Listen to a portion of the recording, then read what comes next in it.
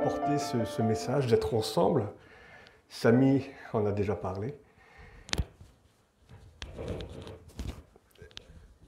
Pour ce culte en commun, j'aime bien diviser les mots. Commun. Pourquoi ne pas l'écrire en deux mots? Comme un seul cœur, un seul corps, une seule pensée. Et c'est ça en fait. C'est ça la force de l'Église. C'est de pouvoir être tous ensemble les uns les autres. Mais j'ai une question. Avant de commencer ce message, j'ai une question à vous poser. Que sommes-nous les uns pour les autres? Sommes-nous des amis ou sommes-nous des copains? Alors vous allez me dire, c'est bonnet rouge et rouge bonnet, ça ressemble un petit peu, mais en fin de compte, non, il y a une vraie différence entre copain et ami. Le copain, c'est la personne que on retrouve par hasard, en faisant les courses, et on est content de le revoir. Ça peut être le copain de classe, ça peut être le copain de régiment, ça peut être l'ancien collègue, et on est content de le revoir. On dit, mais tu n'as pas changé, t'as pas changé, ça fait vraiment plaisir. Qu'est-ce que tu deviens? Comment ça va, la famille, les amis? Et bien souvent, lorsqu'on se quitte, il y a toujours une petite formule de politesse. Il faut se revoir, hein. On fait un repas à la maison, on se revoit et on reparlera du bon vieux temps. Mais on est d'accord que c'est une formule de politesse, parce que bien souvent, on ne se revoit pas. On ne se revoit pas, on n'a pas le temps, on n'a plus de nouvelles les uns pour les autres. Par contre, l'ami, c'est quelque chose de valeur, c'est quelqu'un de valeur. L'ami connaît tout de vous, et vous connaissez tout de lui. L'ami, c'est celui à qui on peut téléphoner à n'importe quelle heure de la journée, lui dire « Écoute, j'ai un souci, t'inquiète, je suis là ». On n'a même pas exprimé le besoin. On dit déjà « T'inquiète, je serai là, je suis là ». L'ami, c'est presque la famille d'ailleurs. On dit, ne dit-on pas, on choisit ses amis, mais rarement sa famille. Parce que les amis, on les choisit. On peut avoir plusieurs copains, mais généralement, les vrais amis, on les compte sur le doigt d'une main. Et d'ailleurs, si vous voulez faire le test, savoir qui est votre ami, c'est simple, perdez tout. Votre travail, l'argent, et vous verrez qui seront les amis. Ceux qui seront là seront les amis. On peut perdre, et c'est vrai, hein, on peut perdre une multitude de choses dans la vie. On peut perdre son travail, son argent, on peut perdre la tête, mais on ne perd pas un ami, parce qu'un ami, c'est pour la vie. Et nous avons tous ici un ami en commun. Nous avons tous ici un ami en commun. C'est Jésus-Christ. Quel ami fidèle et tendre nous avons en Jésus-Christ. Toujours prêt à nous entendre, à répondre à notre cri. Il connaît nos défaillances, nos chutes de chaque jour, sévère en ses exigences. Il est riche en son amour. On connaît ce vieux cantique. Et la question que j'aimerais vous poser aujourd'hui, c'est Jésus peut-il dire de nous que nous sommes ses amis? Peut-il nous appeler mes amis? Ou est-ce que nous sommes pour lui des copains? Lui avons-nous ouvert la porte de notre cœur? L'avons-nous invité à venir manger chez nous? Ou est-ce que on lui dit notre prière ressemble à une formule de politesse sans plus, sans investissement? On l'a laissé rentrer, hein, dans le salon, bien rangé. Mais par contre, on lui a fermé la porte de la cuisine, de la chambre et du grenier parce que c'est mal rangé et on ne veut pas qu'il s'investisse trop avec nous. Est-ce qu'il peut nous appeler mon ami? Alors, je vous propose un texte et le titre de ce message aujourd'hui, c'est « Aimez-vous ». Nous retrouvons ce texte dans Jean 15, chapitre 12 à 17. Nous allons prendre la lecture, un texte que vous connaissez, Jean 15, 12, 17. « Ceci, mon commandement, aimez-vous les uns les autres comme je vous ai aimé. Il n'y a pas de plus grand amour que de donner sa vie pour ses amis. Vous êtes mes amis si vous faites ce que je vous commande. Je ne vous appelle plus serviteur parce que le serviteur, c'est ce que le maître, c'est ce que fait son maître. Mais je vous ai appelé ami parce que je vous ai fait connaître tout ce que j'ai appris de mon Père. Ce n'est pas vous qui m'avez choisi, mais moi, je vous ai choisi. Et je vous ai établi afin que vous alliez, que vous portiez du fruit, et que votre fruit demeure, afin que ce que vous demanderez au Père en mon nom, il vous le donne. Ce que je vous commande, c'est de vous aimer les uns les autres. Amen. L'Église se vit les uns avec les autres. Cette formule, les uns les autres, est omniprésente dans la Bible. Les uns les autres. Dès le début d'ailleurs, lorsque vous prenez dès le début le livre de la Genèse, Genèse 2,18, il est écrit « Il n'est pas bon que l'homme soit seul ». C'est ça l'Église. Ça se vit en communauté, ça ne se vit pas en solitaire, comme Dieu nous le demande. Vivre ensemble les uns les autres. Le lendemain de la Pentecôte, lorsqu'on regarde, que faisaient les premiers chrétiens? Eh bien, ils vivaient tous ensemble, ils mettaient tout en commun.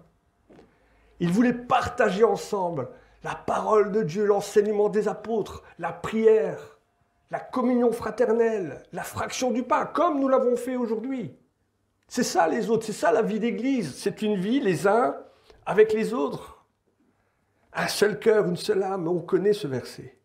Partager la communion fraternelle. La Bible a deux dimensions, on ne peut pas la séparer. Il y a cette relation avec Dieu, il y a la relation avec les autres. Les deux sont indissociables.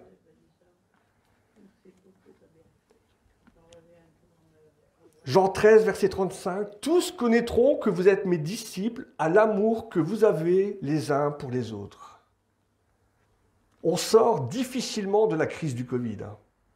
Et la crise du Covid a fait énormément de mal à nos églises. On a dû fermer nos portes. On a dû mettre de côté certaines relations que l'on avait, se prendre dans les bras, s'embrasser. Ça fait mal. Moi, je suis quelqu'un de très tactile. Les Tchèques, c'est vraiment pas mon truc. Ah, c'est vraiment pas mon truc. Et les églises ont dû s'adapter par rapport à ça. Le culte retransmis par Internet, et c'est merveilleux, hein? Je suis un fervent défenseur d'Internet. Pourquoi? Parce que c'est une fenêtre ouverte sur le monde. C'est pouvoir évangéliser.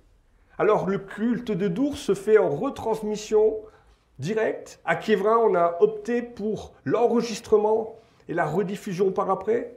Mais il y a une chose qu'il ne faut pas oublier, il y a un danger derrière cela, qu'il faut toujours garder en mémoire. C'est que l'Église n'est pas une Église télétravail. On ne peut pas s'aimer à distance. On ne peut pas s'aimer à distance. L'Église, c'est vivre une relation. Vivre ensemble. Tous ensemble.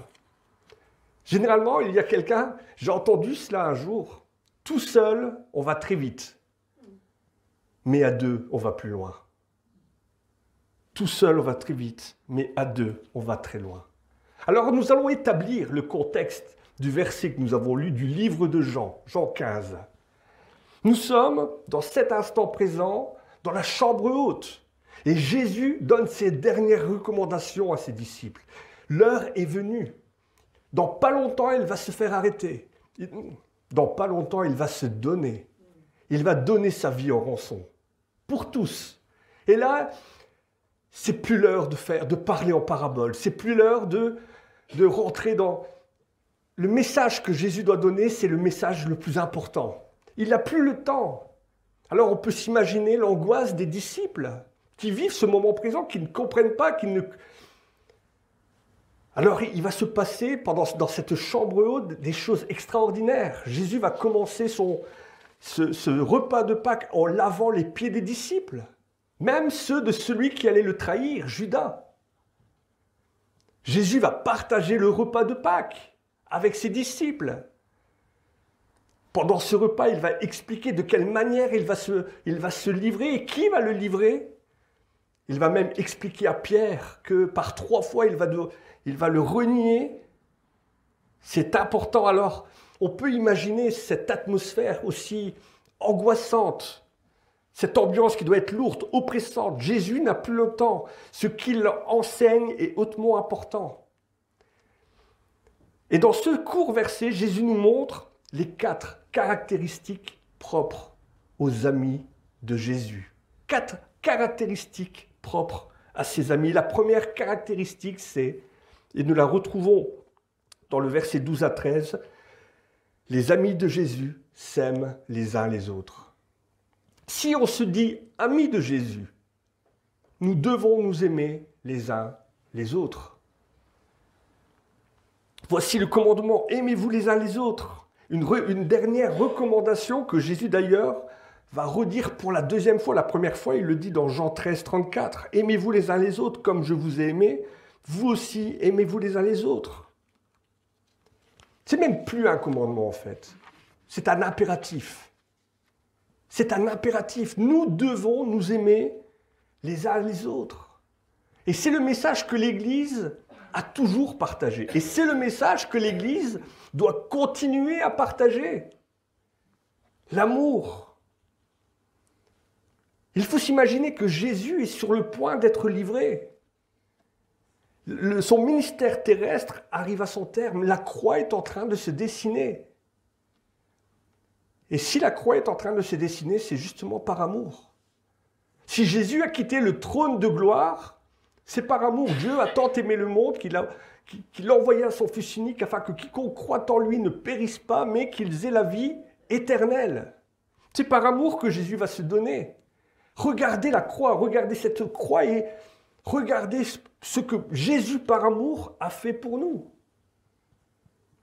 Vous croyez que ce sont les clous qui ont retenu Jésus à la croix? Non, pas du tout. C'est son amour qui a permis à Jésus de rester sur la croix. Son amour pour nous tous. Alors, lorsqu'il nous dit « Aimez-vous comme je vous ai aimé », voilà le message que nous devons partager, que nous devons proclamer. Une question alors me vient à l'esprit. Aimez-vous les uns les autres? Sommes-nous obligés d'aimer tout le monde? C'est compliqué d'aimer. Jésus a mis la barre tellement haut. Allez, on ne va pas se cacher. Il y a quand même des gens qu'on a du mal à aimer. C'est vrai, hein? Soyons honnêtes, c'est terriblement dur. J'ai un frère un jour qui est venu me donner un coup de main. J'avais des travaux à faire chez moi, j'avais un mur à monter. Et il m'a dit, t'inquiète pas, je vais te montrer, ça va aller vite. Sur un week-end, tu vas comprendre le système, Patrick. Et Patrick, donc, il est venu, il m'a la bétonneuse, et on a commencé, il m'a expliqué comment on faisait les mélanges.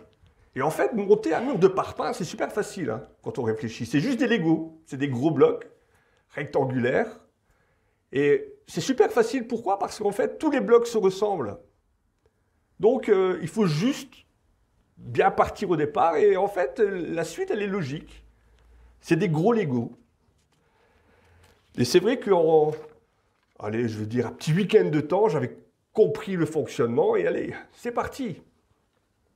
Par contre, un jour, rempli de panache, je me suis dit, je vais faire un muret de pierre. Vous voyez, j'avais des gros moellons, et je me suis dit, je vais faire un muret de pierre pour faire des fleurs, un beau bac à fleurs. Et là, c'est pas du tout la même chose. Là, c'est pas du tout la même chose. Le muret a été monté, hein. Certes, pas tellement droit, mais le muret a été monté. Pourquoi c'est pas la même chose? Parce que autant les parpaings se ressemblent, autant une pierre, chaque pierre est différente. Chaque pierre a une forme différente. Et en fait, il faut jouer avec le mortier, il faut adapter, trouver la pierre. C'est pas la pierre de s'adapter à moi. C'est moi qui dois m'adapter à la pierre. Essayer de lui trouver la place qui correspond le mieux. Essayer de lui donner, de donner au muret une forme qui soit relative. Mais un mur de pierre, c'est quand même beaucoup plus beau qu'un mur de parpaing, hein.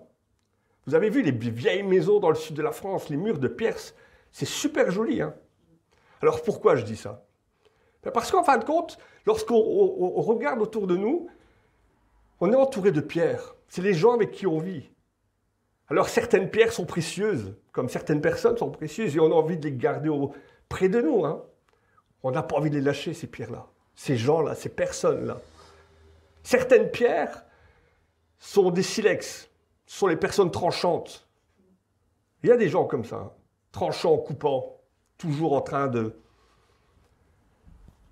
Certaines pierres sont sont pas tellement grands, c'est des petits, mais c'est comme le petit caillou de la chaussure. Il dérange tout le temps. On se le prend le matin et on est obligé de travailler avec toute la journée. Il y a les galets aussi. Petits et ronds. Mais en fin de compte, c'est quoi l'idée? Qu'est-ce que je vais faire de toutes ces pierres? Est-ce que je vais les envoyer balader? Ou est-ce que je vais construire avec? Est-ce que je vais en faire mes ennemis? Ou est-ce que je vais en faire des amis de ces pierres, de ces gens autour de moi? Des gens tout à fait différents, hein? Moi, je crois que le chrétien est appelé à construire avec toutes ces pierres, avec toutes ces personnes. Quels que soient les caractères, quelles que soient les mentalités, quels que soient les... On est appelé à construire, tous ensemble. Construire l'Église. Mais comment je peux faire pour construire si j'aime pas? C'est comme au mariage. Dans le mariage, la vie de couple, ça se construit tous les jours. Ça se travaille. Et il doit y avoir de l'amour pour construire, sinon il n'y a pas, ça ne marche pas. Eh bien, avec toutes ces pierres, avec toutes ces personnes, moi je suis appelé à construire. Et ça va être quoi le ciment? Quel sera le ciment? Qu'est-ce que je vais mettre pour que ça colle? Eh bien, pour certains, je devrais jouer avec plus de mortier d'amour. Pour certains, d'autres encore, ça sera peut-être de la patience, de la maîtrise de soi. En fin de compte, grâce à l'autre, les fruits de l'esprit de Galates 5, 22, eh bien, l'autre me permet de faire grandir les fruits de l'esprit. Grâce à mon frère que, si difficile à vivre, eh bien, j'apprends à l'aimer. Je dois mettre de l'amour pour que ça tienne, pour que ça colle. Certains me diront, mais c'est toujours à moi de faire l'effort. C'est toujours à moi de faire l'effort, j'en ai marre de faire l'effort. Ah, mais tu crois que tu es facile à construire avec toi? Tu crois que tu es facile à vivre? Tu crois que tu es une pierre qui va partout? Tu crois que tu es une pierre précieuse? Mais si on y réfléchit, si chacun fait l'effort, si chacun est dans cette idée de faire l'effort pour l'autre, de mettre de l'amour pour l'autre, de mettre de la patience pour l'autre. Seigneur, merci de me donner de la patience. Parce que si tu me donnes de la force, je crois que ça ferait bien longtemps que je l'aurais écrabouillé. Eh bien, si chacun fait l'effort, mais qu'est-ce qu'on construit bien? Qu'est-ce qu'on construit bien les uns avec les autres? Nous sommes appelés à imiter Jésus dans notre façon de nous comporter les uns avec les autres. Éphésiens 5, chapitre 1 à 2. Devenir des imitateurs de Dieu comme des enfants de Dieu bien-aimés et marcher dans la charité à l'exemple de Christ, qui nous a aimés et qui s'est livré lui-même à Dieu pour nous comme une offrande et un sacrifice de bonne odeur. En fait, il faut changer nos habitudes, faire les choses non pas parce qu'il faut le faire, mais parce que l'on aime. Si je téléphone à un frère qui est malade, je le fais parce que je l'aime, non pas parce qu'il faut le faire. Si je rends visite à quelqu'un, je le fais parce que je l'aime et non pas parce que je dois le faire. Quand je donne quelque chose, je le fais parce que j'aime et non pas parce que je dois le faire. Si je fais les choses parce que je dois le faire ou parce que je suis obligé de le faire, je risque de le faire reprocher un jour. On a tous entendu cette phrase, avec tout ce que j'ai fait pour lui. Vous voyez ce qu'il a fait maintenant avec tout ce que je l'ai fait pour... Mais non, mais tu l'as fait pourquoi? Parce que tu l'aimes. Il est dangereux de reprocher les choses parce que lorsque je reproche, c'est parce que j'ai fait à contre-cœur. L'amour est patient. L'amour ne demande rien en retour. Quand on aime quelqu'un, c'est pas pour recevoir.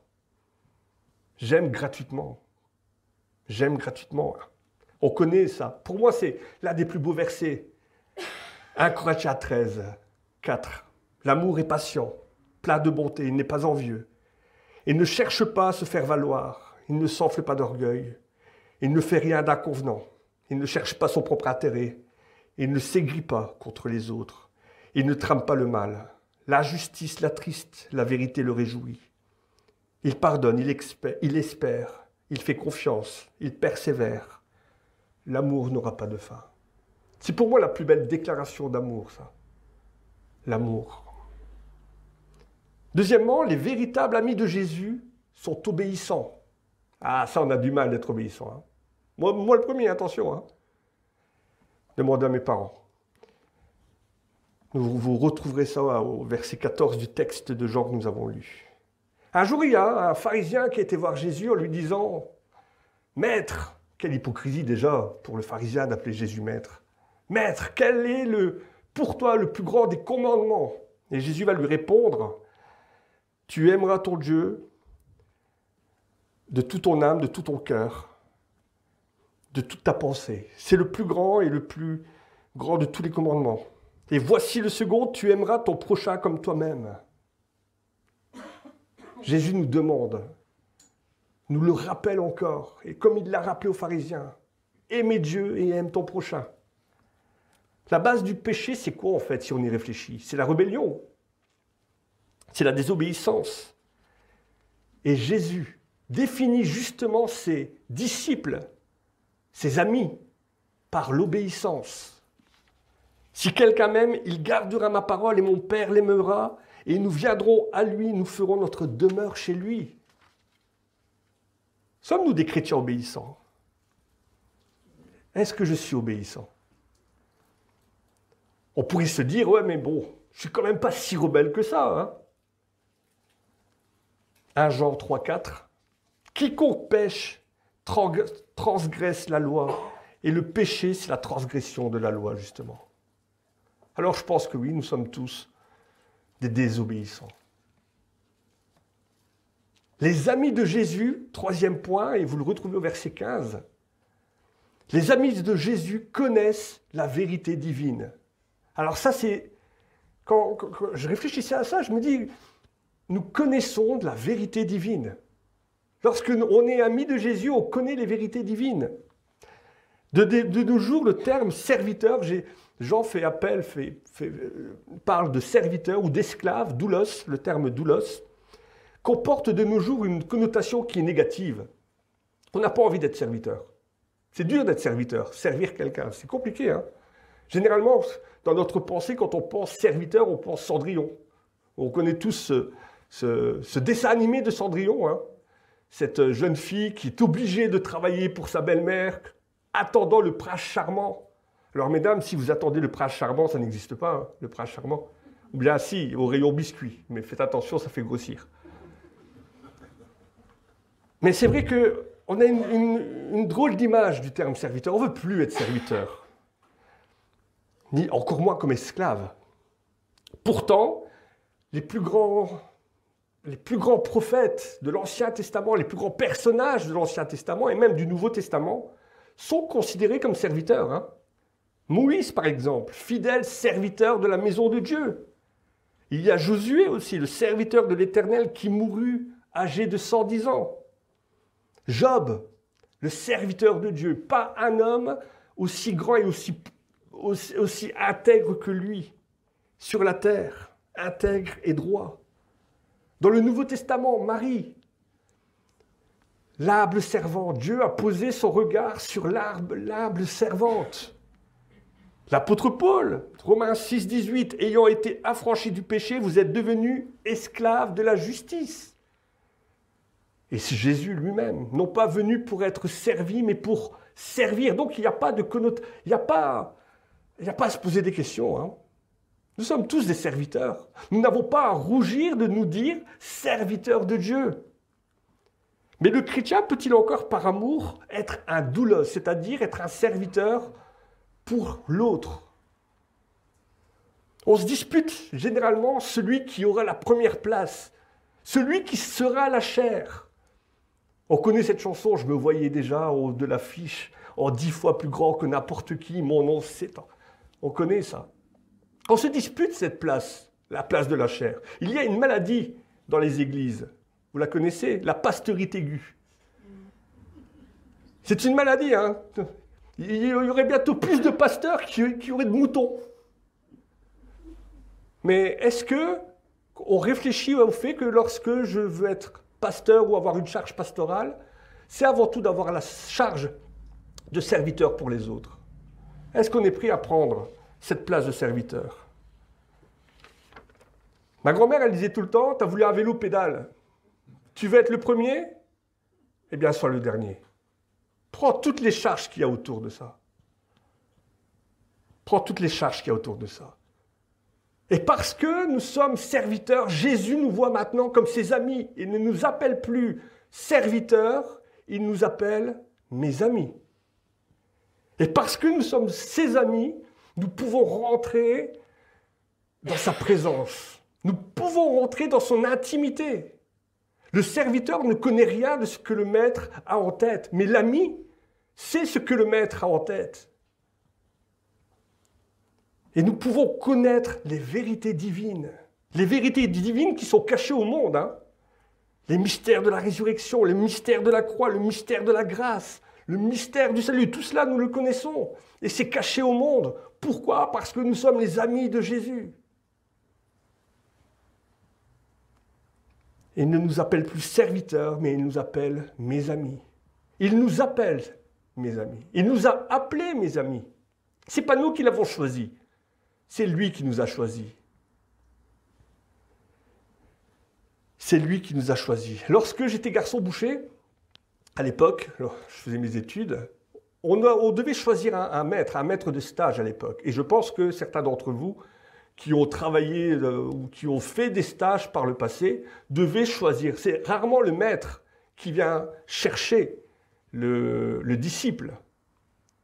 C'était le disciple qui devait chercher le maître de travail. Eh bien, dans cette relation que nous avons avec Dieu, c'est lui qui nous a choisis. Vous vous rendez compte? Le grand Dieu de l'univers, celui qui a tout créé, le ciel, la terre, l'univers visible, l'univers invisible. Eh bien, ce grand Dieu vous a choisi individuellement. Il n'a pas choisi une église. Il a dit, toi, Sandra, eh bien, toi, tu feras partie des miens. Tu feras partie de ma maison. Toi, André, tu feras partie de ma maison. Rosanna, tu fais partie de ma maison. Avant même qu'on était encore dans le ventre de notre mère. Eh bien, chacun d'entre nous, Dieu nous a choisis. Tu feras partie de ma maison. Patrick, tu feras partie de ma maison. Linda, tu feras partie de ma maison. Vous vous rendez compte? Éphésiens 1,4. En lui, nous avons été élus avant la fondation du monde pour que nous soyons saints et irrépréhensibles devant lui. Quel mystère! Je ne sais pourquoi dans sa grâce Jésus m'a tant aimé, mais je sais qu'en lui j'ai la vie. En conclusion, la nature du chrétien, la nature de l'ami de Christ, c'est quoi? La nature fait bien les choses. C'est dans la nature de l'oiseau de voler. C'est dans la nature du poisson de nager. Personne n'a appris au poisson à nager. C'est dans la nature du cheval de courir. C'est dans la nature du chrétien d'aimer. C'est dans notre nature. C'est dans notre ADN, au plus profond de nous. Aimer comme Jésus nous a aimés. Et aujourd'hui encore, Jésus nous pose la question comme il l'a posée à Pierre. M'aimes-tu? Pierre, m'aimes-tu? Oui, bien sûr, je t'aime. M'aimes-tu? M'aimes-tu? Eh bien, si tu m'aimes, tu es une petite pierre là pour l'instant.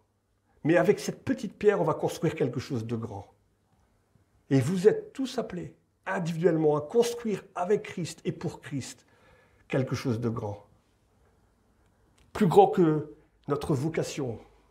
Et tous reconnaîtront à l'amour que nous avons les uns pour les autres que nous sommes enfants de Dieu. À lui soit la gloire. Amen. Seigneur, merci Seigneur pour cette chance que nous avons. Il n'y a pas de mots pour comprendre, Seigneur, comment tu as pu, par amour, donner ta vie pour chacun d'entre nous. Nous, pécheurs, nous, ennemis de Dieu. Et Seigneur, tu as tout donné, tu as tout quitté. Et tu t'es donné, Seigneur, pour que nous puissions rentrer dans ton intimité, pour que nous puissions avoir accès au trône de ta grâce. Seigneur, merci. Merci pour tout ce que tu fais, jour après jour, dans nos vies. Et Seigneur, apprends-moi à t'aimer, apprends-moi à aimer les autres. Apprends-moi à aimer de cet amour surnaturel. Parce que ce n'est pas un amour humain. L'amour que tu nous appelles d'avoir les uns vers les autres, ce n'est pas humainement possible. Ça vient de toi, Seigneur. Laisse-moi, Seigneur, toute la place. Laisse-moi te donner, Seigneur, toute la place dans mon cœur, afin que ce ne soit pas moi, Seigneur, mais toi qui m'apprennes à aimer. Et que, à travers cette vie que nous avons ici sur terre, nous puissions, plus encore que lorsque nous le parlons, proclamer l'Évangile, proclamer ta parole, proclamer ta vie. Amen.